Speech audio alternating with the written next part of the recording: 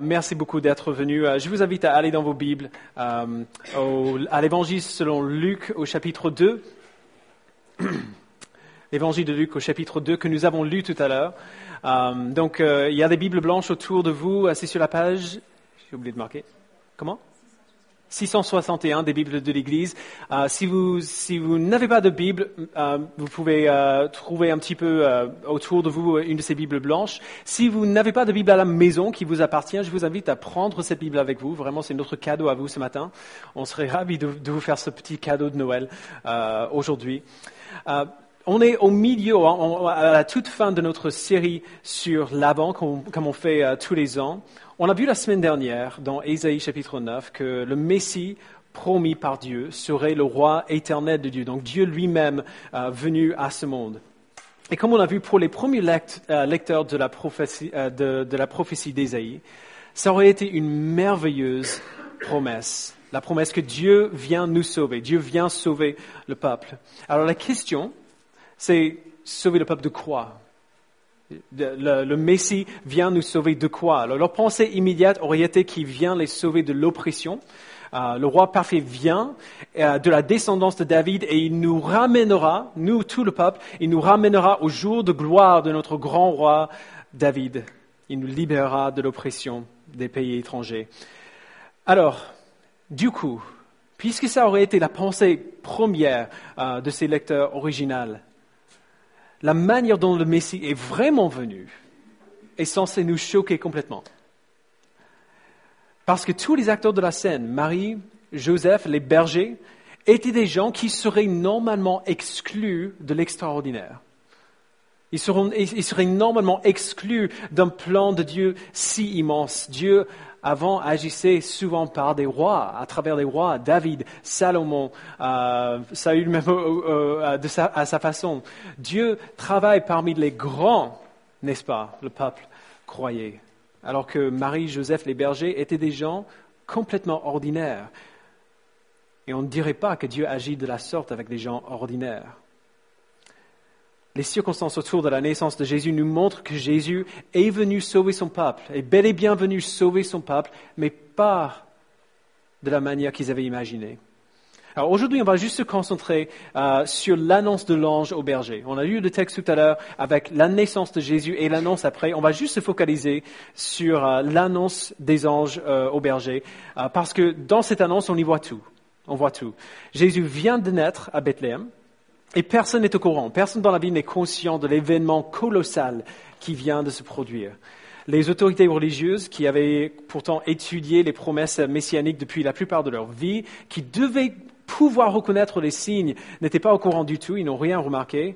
Alors Dieu se charge lui-même d'annoncer la nouvelle de la naissance de son Messie. Et il le fait en envoyant un ange à un petit groupe de bergers à l'extérieur de la ville.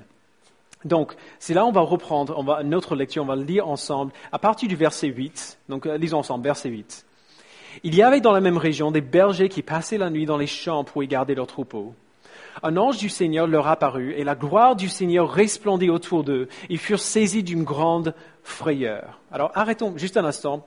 Avant de voir ce que l'ange dit aux bergers, prenons juste un instant pour réfléchir sur l'apparition de l'ange tout court. Il est relativement facile pour nous aujourd'hui d'imaginer des anges. On est d'accord ? On a vu l'image que quelqu'un avait dessinée ou peint tout à l'heure. On a vu des films avec des effets spéciaux extraordinaires aujourd'hui, même si évidemment c'est très très très loin de la réalité. On est au moins capable d'imaginer un petit peu ce que ça aurait dû être. Alors imaginez ce que ça aurait dû être pour des bergers en Israël au 1er siècle. Des gens qui n'étaient pas éduqués, qui n'avaient probablement pas beaucoup d'imagination, au moins pour imaginer un truc comme ça, qui n'avaient jamais rien vu de semblable, même s'ils avaient pu imaginer ça. Luc dit qu'un ange du Seigneur leur apparut et la gloire du Seigneur resplendit autour d'eux. Alors c'est pas juste l'ange. On n'a pas le temps de le voir en détail, mais ce qu'il dit là n'est pas une petite phrase. L'ange n'est pas venu seul. Il est venu entouré de la gloire de Dieu, et la gloire de Dieu, quand l'ange apparaît, resplendit autour, non seulement de l'ange, mais aussi autour des bergers. La gloire du Seigneur, c'est la manifestation visible de sa puissance et de son excellence. Et à chaque fois dans la Bible qu'on voit, que quelqu'un voit la gloire de Dieu, c'est terrifiant. On perd complètement ses moyens dans la présence de la gloire de Dieu. Alors, on a un ange d'un côté, un être qui ne ressemble à rien que les bergers auraient vu avant. Et de l'autre côté, on a cet ange qui apporte avec lui la gloire du Seigneur lui-même, la manifestation visible de sa puissance et de son excellence. C'est quelque chose qui terrifierait n'importe qui d'entre nous. Même avec les effets spéciaux d'aujourd'hui, avec lesquels on est habitué, même avec nos grandes imaginations aujourd'hui, si quelque chose comme ça arrivait à nous, on serait complètement pétrifié. Ce serait inimaginable à quel point ce serait terrifiant. Alors, du coup, l'ange dit au berger de ne pas avoir peur. il essaie de les rassurer, mais il dit aussi pourquoi il ne devrait pas avoir peur. Alors du coup, ce matin, on va examiner ce que l'ange dit petit à petit. Premièrement, verset 10, l'ange leur dit, « N'ayez pas peur, car je vous annonce une bonne nouvelle. » N'ayez pas peur parce que j'ai une bonne nouvelle. Donc il ne dit pas seulement, « Ne vous inquiétez pas, je ne suis pas là pour vous tuer. » Il dit, « Ne vous inquiétez pas, j'ai une bonne nouvelle pour vous. » Une nouvelle incroyable, une nouvelle qui va changer le monde. Alors, mettez-vous à la place, juste entre parenthèses, des bergers. Ça aurait dû être une expérience tellement bizarre de voir un truc comme ça, de perdre tous ses moyens, et puis d'entendre l'ange qui dit « Ne vous inquiétez pas, j'ai une bonne nouvelle pour vous. » Vous imaginez un petit peu ça? C'est juste moi, c'est moi et Alex, du coup. OK. C'est une bonne nouvelle que l'ange a pour eux, et c'est une bonne nouvelle, l'ange dit, qui sera une source de grande joie. Il est tellement étrange aujourd'hui comment, dans l'esprit de la plupart des gens, le christianisme est devenu synonyme avec le manque de joie, avec des règles super strictes, avec l'ascétisme rigide. Et c'est pas juste un manque de joie pour nous. Donc, on imagine souvent, on va à l'église et on va retrouver un groupe de personnes qui sont l'un plus déprimés que l'autre et qui partagent leur dépression ensemble, un truc comme ça. Mais c'est pas juste nous qui partageons notre dépression entre nous. Les chrétiens ont tendance à partager, à être contagieux un petit peu de cette tristesse eux-mêmes. C'est pas juste un manque de joie pour nous, mais aussi pour tous les autres. Jésus est un homme qui a passé la plupart de son temps avec des gens que la culture voyait comme des moins que rien. Des prostituées, des collecteurs d'impôts à l'époque, c'était des moins que rien. Mais ceux qui suivent Jésus aujourd'hui sont souvent connus pour leur jugement et leur rejet des autres qui ne font pas partie de leur camp. Même si les gens font ce que la Bible ne nous appelle pas à faire ou nous appelle à ne pas faire, cela n'excuse en rien la manière dont les chrétiens traitent ceux qui ne connaissent pas Jésus.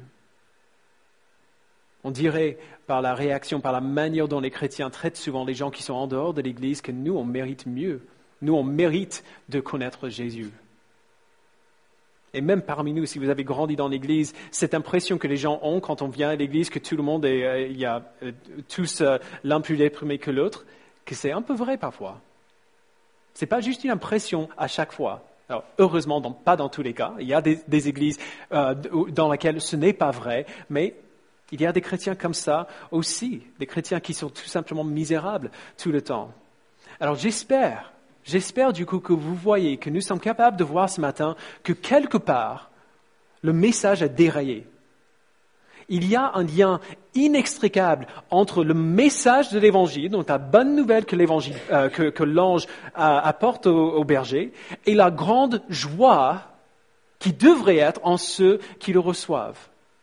Il y a un lien inextricable entre la nouvelle et la joie qui devrait être le résultat de cette nouvelle. Imaginez que vous recevez une lettre qui vous dit que vous avez gagné 1 million d'euros. Tout ce qu'il faut faire, c'est aller à l'autre bout de la ville, signer un petit papier et on vous écrira un chèque. Et vous répondez à cette nouvelle en disant « Mais j'arrête pas à croire qu'il me demande de faire toute la route pour aller de l'autre côté de la ville. » Comme si j'ai rien d'autre à faire. On est d'accord qu'il y a une bonne manière et une mauvaise manière de répondre à une bonne nouvelle. Il faut qu'on voit que ce message est une bonne nouvelle qui est une grande source de joie, une source de grande joie, parce que si ce message est un message qui produit une grande joie, il n'y a aucune bonne nouvelle sans la joie qui lui correspond. C'est un message, c'est une bonne nouvelle de grande joie.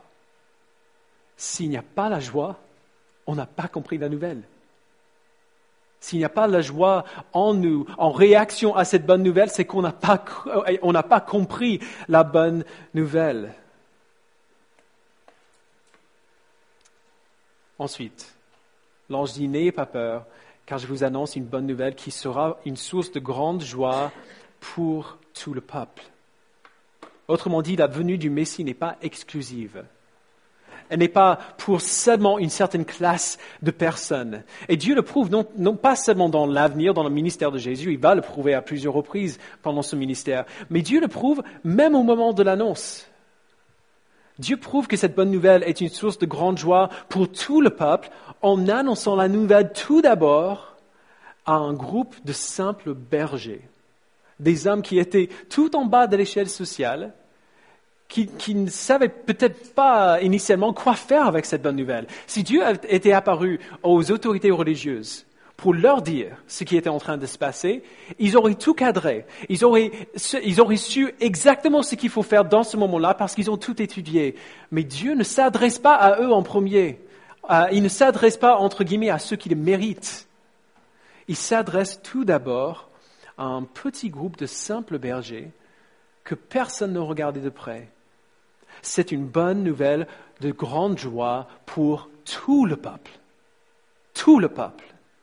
Personne n'est trop pécheur, trop faible, trop loin, trop bas, trop pauvre ou trop faible d'esprit pour avoir accès à lui. Personne. Et personne n'est trop parfait, n'est trop fort, n'est trop riche ou trop brillant pour avoir besoin de lui. C'est une bonne nouvelle qui est une source de grande joie pour tout le peuple.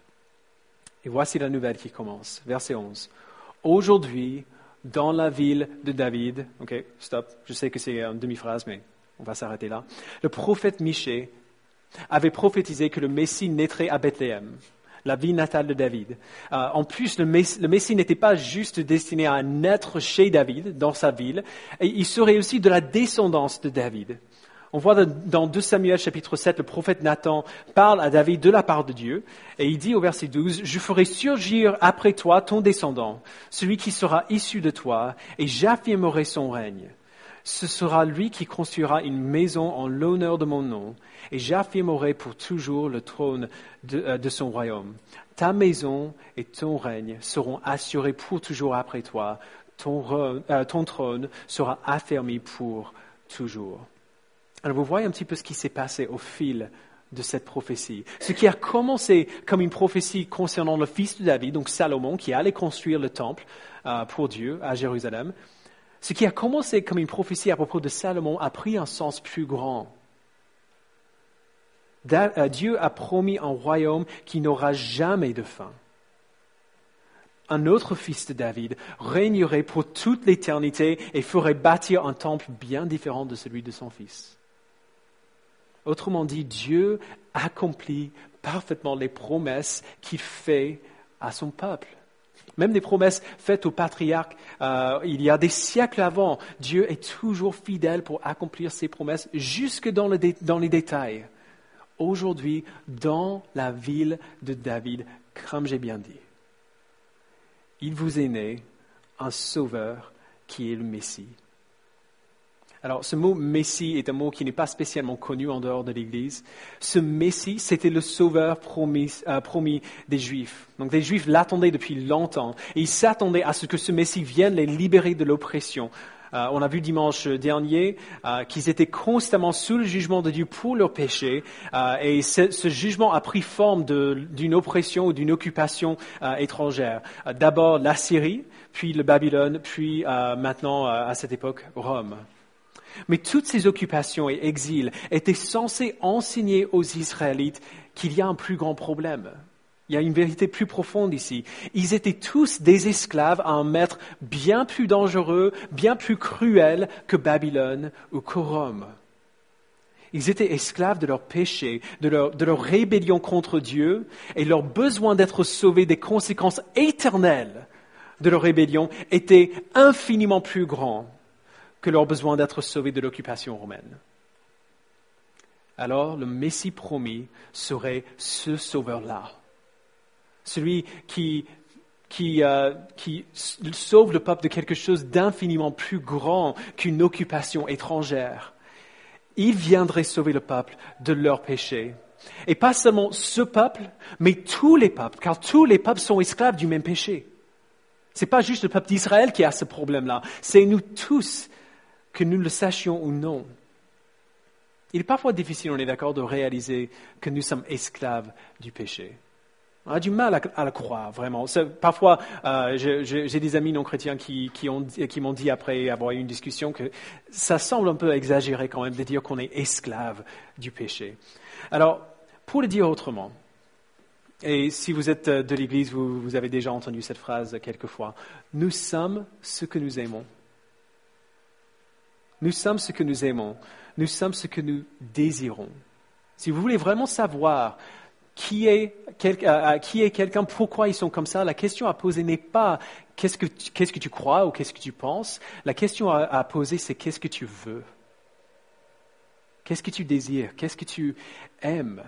Ce que nous désirons le plus, c'est ce qu'il va gagner, à chaque fois. Nous agissons toujours en accord avec la chose qui prend la plus haute place dans nos cœurs. Nous agissons toujours en accord avec ce qui est le plus important pour nous. Et Dieu nous dit que personne n'a naturellement des désirs justes. Personne ne le désire plus que tout. Alors peu importe ce que nous voulons, peu importe combien ce que nous voulons semble être une bonne chose, si nous ne voulons pas cette chose pour lui, nous le voulons de manière pécheresse. Et nous sommes esclaves de ce que nous voulons. Comme saint Augustin a si bien dit, il ne t'aime pas assez, qui aime en plus autre chose que toi, sans l'aimer pour l'amour de toi. Alors même si nous ne nous considérons pas comme quelqu'un de mauvais, entre guillemets, nous avons besoin d'un sauveur.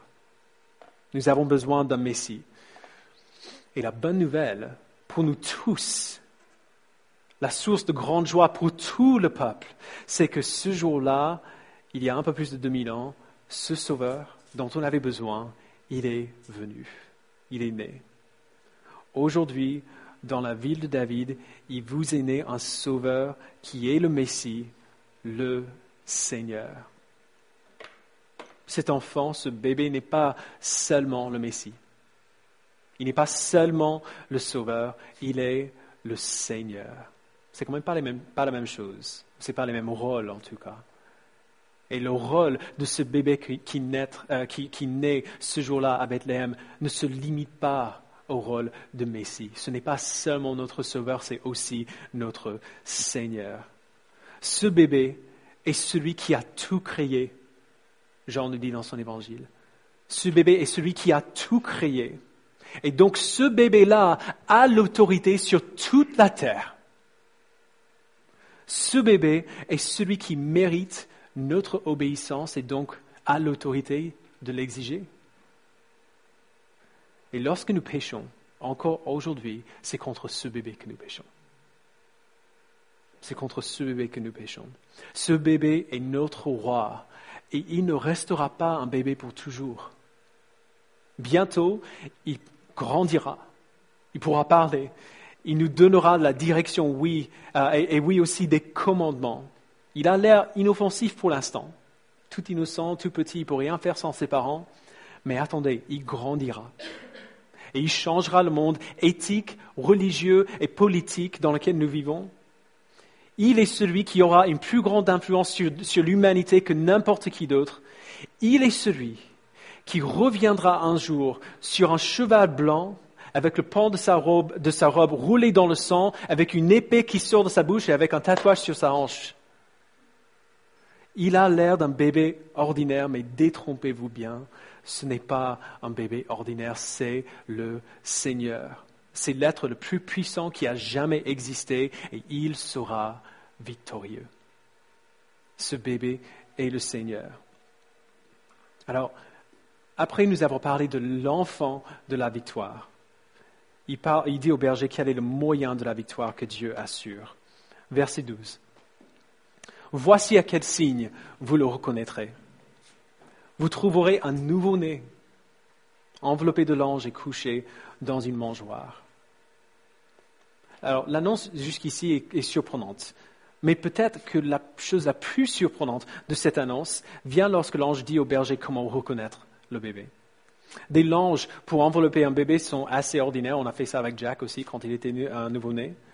Mais un bébé qui est couché dans une mangeoire pour des animaux, même on l'a dit avec les enfants ce matin, c'est surprenant.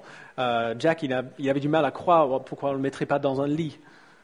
Imaginez une femme qui accouche dans les rues de Paris aujourd'hui et qui enveloppe son enfant dans une vieille couverture sale qu'elle a trouvée enroulée sous une voiture quelque part. Parce que c'est la seule chose qu'elle a pu trouver. C'est un peu la même idée. Ces circonstances ne sont pas simplement humbles, ces circonstances sont humiliantes. Dieu n'aurait-il pas pu mieux faire? Quand il a envoyé son roi, il n'aurait pas pu arranger une meilleure situation pour lui? Alors, bien sûr que si, il aurait pu. Alors, pourquoi est-ce qu'il ne l'a pas fait? C'est comme si Dieu fait tous ces efforts pour que la naissance de Jésus soit aussi peu flatteuse que possible. Et bien sûr, c'est exactement ça qu'il fait. Plutôt que d'attendre que l'homme soit assez bon pour monter jusqu'à Dieu, Dieu descend jusqu'à nous et il descend jusqu'au plus bas. Jusqu'au plus bas. Il n'est pas venu comme un homme riche, parce que sinon, on aurait peut-être pensé qu'il est venu pour sauver seulement les riches. Il n'est pas venu comme un guerrier militaire, parce que sinon, on aurait peut-être pensé que sa victoire serait gagnée par la violence, par la guerre politique. Il est venu petit. Il est venu sans aucune défense. Il est venu totalement dépendant de ses parents. Comme nous tous. On l'a dit tout à l'heure, pareil ou pas pareil? Pareil. Mais sa taille et sa dépendance de ses parents ne devraient pas nous faire imaginer que cette situation est plus petite, moins menaçante qu'une guerre militaire. Tout au contraire. Tout au contraire. Il y a bel et bien une guerre qui a lieu dans ce passage. Dans cette étable, dans cet endroit où ce petit bébé naît. Il y a bel et bien une guerre à l'œuvre ici, une guerre bien plus grande qu'une guerre militaire. Une guerre non pas entre le ciel et la terre, mais entre le ciel et l'enfer, si on peut le dire ainsi. Pour nous aider un petit peu à l'imaginer, pensez à cette image. La scène classique de la crèche, qu'on voit souvent dans les églises avec le bébé dans le mangeoire, les animaux autour, les parents fatigués à côté, et parmi les vaches et les agneaux, un énorme dragon rouge qui attend le moment parfait pour sauter sur le mangeoire et manger le bébé. Vous avez déjà vu une crèche de Noël dans une église avec un dragon rouge parmi les animaux? Ou sur une carte de Noël, une carte de visite, salut, joyeux Noël, avec le dragon qui... Bien sûr que non, mais il était là.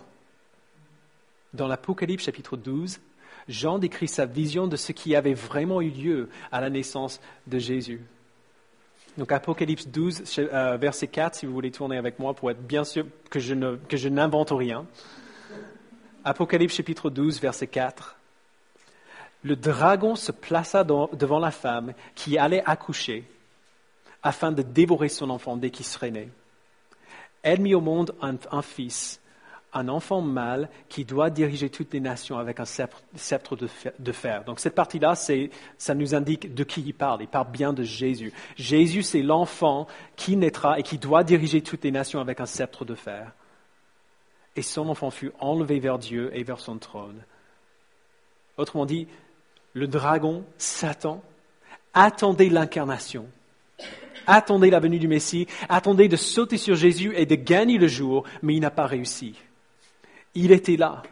Le dragon était placé, prêt à sauter sur l'enfant pour le dévorer, mais son enfant fut enlevé. Il n'a pas réussi. À la croix, Jésus a porté le coup mortel au dragon. Alors il est vrai que Satan a porté un coup contre Jésus aussi. Ou alors pour emprunter l'image de l'Apocalypse, le dragon a enfin réussi à avaler le bébé. Mais quand il a avalé le bébé, il a avalé aussi son propre poison. Lorsque Jésus est ressuscité après 3 jours, il a porté le coup mortel contre Satan et a signalé le début de la fin. La naissance de Jésus, c'était le début. C'était le début de la guerre. C'était le début de l'invasion, une infiltration des forces de Dieu sur le territoire de l'ennemi. Le Fils de Dieu, la deuxième personne de la Trinité, s'est glissé derrière les lignes de l'ennemi. Et il a gagné. Il a porté le coup mortel à Satan en faisant ce que personne n'aurait imaginé. Plutôt que de punir ses enfants rebelles, il a pris leur place et a été puni pour eux. C'est le moyen de la victoire que personne n'aurait attendu. Le Sauveur, le Seigneur, qui vient au plus bas et qui, plutôt que de punir les péchés de ses enfants rebelles, qui est puni à leur place pour eux. Personne n'aurait pu s'attendre à ça. Personne n'aurait pu deviner ça. Ce bébé a fait le sacrifice nécessaire pour gagner la victoire et pour se mettre sur le trône à côté de son Père. C'est juste incroyable. Et la victoire de ce bébé était tellement sûre. À ce moment dans l'histoire, donc avant sa vie, avant sa mort, avant sa résurrection, sa victoire était quand même tellement sûre qu'après l'annonce de sa naissance, comme si ça ne suffisait pas déjà, il y a un cri de victoire gigantesque. Verset 13. Et tout à coup, une foule d'anges de l'armée céleste se joignit à l'ange. Ils adressaient des louanges à Dieu.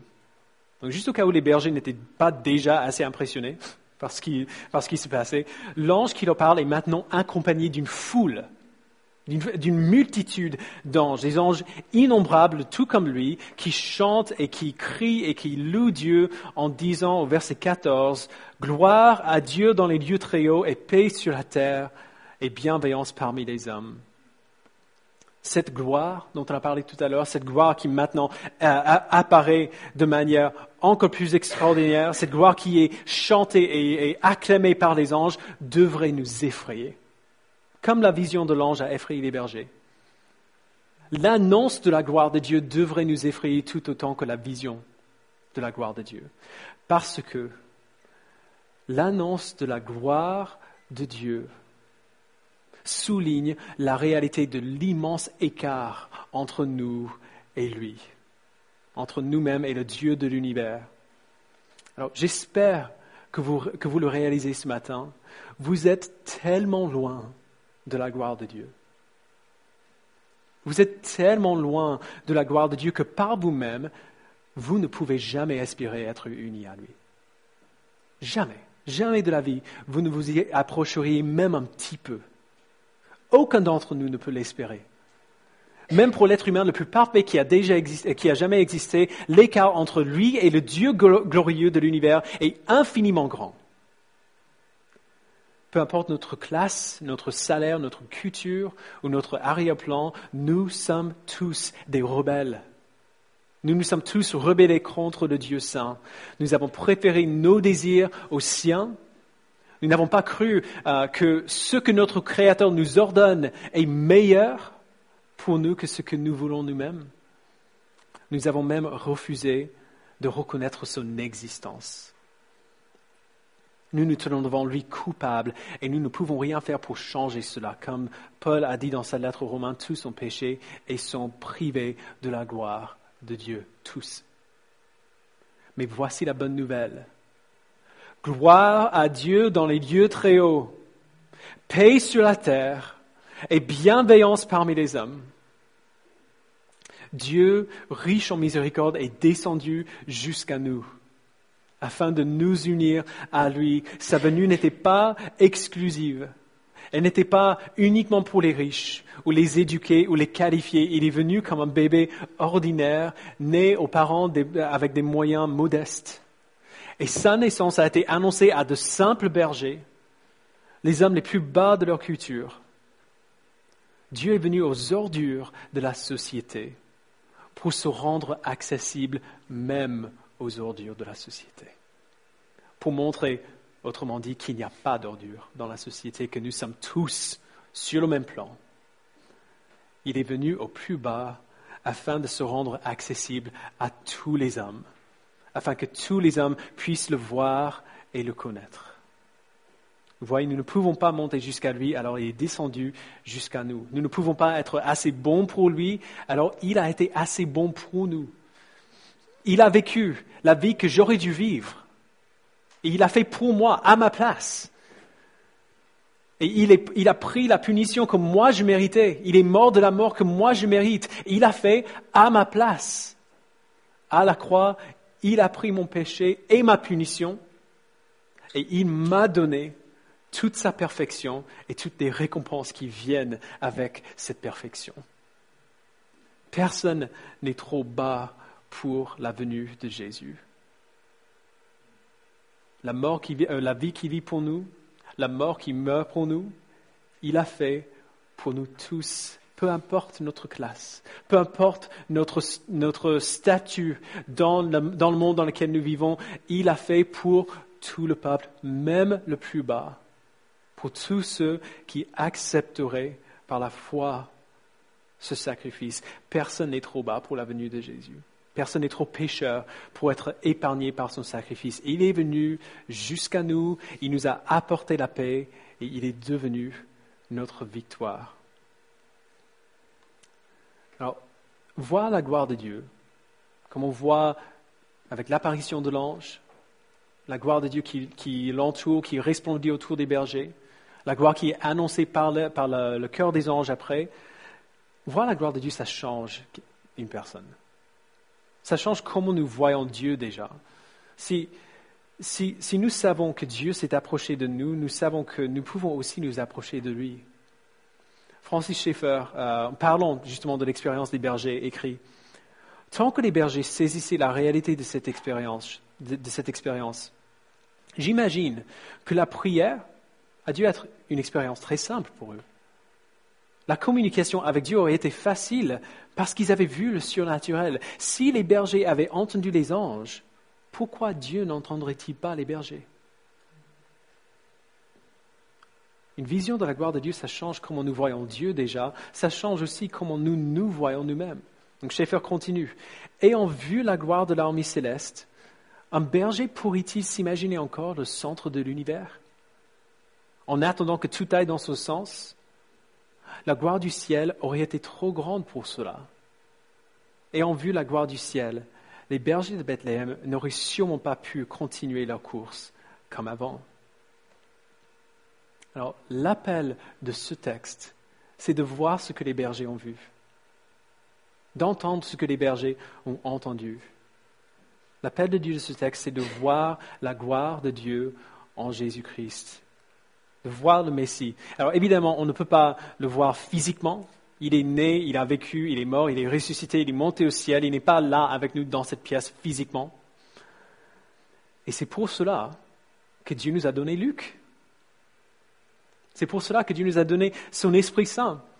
Il a donné à Luc la capacité à enquêter efficacement. Luc qui était un enquêteur extrêmement scrupuleux, qui savait collectionner ou ramasser des témoignages oculaires des gens qui étaient là, qui a fait le travail d'un journaliste pour écrire cet évangile. Dieu a donné à Luc cette capacité-là. Et puis, il a donné à Luc aussi le Saint-Esprit qui a parfaitement inspiré sa parole à travers la plume de Luc, afin que nous, aujourd'hui, puissions voir Jésus à travers cette parole, lorsque l'Esprit ouvre nos yeux pour le voir comme la vérité. Quand il est né, quand Jésus est né, nous l'avons vu. Nous l'avons vu. Quand les bergers ont reçu l'annonce de la gloire du Messie, nous l'avons vu. Quand ils ont fait ce trajet pour aller voir le simple bébé dans le mangeoire, nous l'avons vu ici. Alors, ce week-end, pendant que nous méditons sur la naissance de Christ, s'il vous plaît, ne pensez pas uniquement aux métaphysiques de cette situation. Comment est-ce que la deuxième personne de la Trinité aurait pu faire concevoir un enfant alors que la femme était vierge et ainsi de suite? Ne pensez pas uniquement aux métaphysiques de cette situation. N'examinez pas cette histoire de manière philosophique. Voyez le Messie. Lisez ce texte de nouveau et n'arrêtez pas là. Voyez Jésus, là, sur les pages de la parole, et sachez que tous les autres écrits dans tout ce livre parlent de lui. Parle de ce bébé. Parle pas simplement de Dieu de manière générale. Ce livre parle de Jésus. Chaque page crie son nom. Voyez le Messie, voyez sa gloire. Sachez qu'il est venu jusqu'à vous. Et puisqu'il est venu jusqu'à vous, vous pouvez vous approcher de lui. Puisque vous l'avez vu, il peut vous voir aussi. Puisque vous l'avez entendu, il peut vous entendre. Ne permettez pas à ce que le centre de Noël soit des cadeaux. Alors, c'est ça qu'on dit aux enfants. Aux adultes, peut-être qu'on pourrait dire, ne permettez pas que le centre de Noël soit la famille. Le centre de Noël n'est pas la famille. Le centre de Noël, c'est Jésus-Christ, que nous célébrons en famille, en reconnaissance à ce qu'il a fait. Mais le centre de Noël, c'est Jésus. Alors célébrez Jésus. Je ne dis pas qu'il ne faut pas célébrer Noël comme tout le monde, avec des cadeaux, avec les lumières, des décorations et tout ça, mais que chaque lumière sur chaque rue vous rappelle de ce que vous célébrez, de qui vous célébrez. Que chaque cadeau sous le sapin vous rappelle que le vrai cadeau, c'est lui. Voyez le Messie, voyez le bébé dans le mangeoire pour qui il est. Ses petites mains appartiennent à celui qui a créé l'univers. Dans le corps de ce bébé ordinaire, nous voyons la gloire incarnée. Et si nous avons vu la gloire du Christ incarné, comment pouvons-nous continuer de nous imaginer le centre de l'univers? Si on l'a vu, c'est impossible. Si on a compris cette nouvelle, il est impossible de continuer notre route comme avant, comme si de rien n'était, en laissant aux petites choses gênantes de la vie nous déprimer, en ne pas ayant en nous cette joie qui va avec la nouvelle. Connaissez votre Sauveur pour qui il est et louez-le pour qui il est. Soyez reconnaissants pour qui il est, c'est lui le cadeau. Alors aimez-le et recevez-le. Je vous annonce une bonne nouvelle qui sera une source de grande joie pour tout le peuple. Aujourd'hui, dans la ville de David, il vous est né un Sauveur qui est le Messie, le Seigneur. Gloire à Dieu dans les lieux très hauts, paix sur la terre et bienveillance parmi les hommes. Prions ensemble. Père, nous te remercions pour ton Fils qui est né pour nous, ton Fils qui est mort pour nous, après avoir vécu une vie parfaite pour nous, ce Christ qui est ressuscité pour nous donner sa justice, pour confirmer que son sacrifice a été suffisant. Donne-nous, Père, de croire ce week-end que ce bébé que nous célébrons n'est pas un bébé ordinaire. Que toutes les lumières, tous les cadeaux, toutes les couleurs que nous voyons ne sont qu'un reflet extrêmement pâle de qui il est et de ce que nous avons en lui. Fais, Père, que Noël soit toi, que le centre de notre célébration à Noël soit toi, soit ton Fils. Donne-nous ton esprit pour voir cette fête, pas comme les autres, ou pas comme les autres le voient. Donne-nous, Père, d'aimer ton Fils, de le célébrer, de placer en lui toute notre confiance. Merci, Père. En son nom, nous prions. Amen.